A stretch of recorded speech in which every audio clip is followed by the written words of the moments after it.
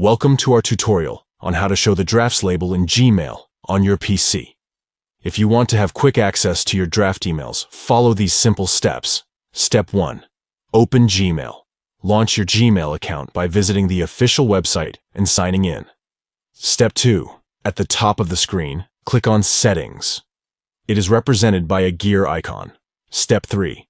In the drop-down menu, click on See All Settings. This will open the Gmail settings page. Step 4. On the top menu of the settings page, click on Labels.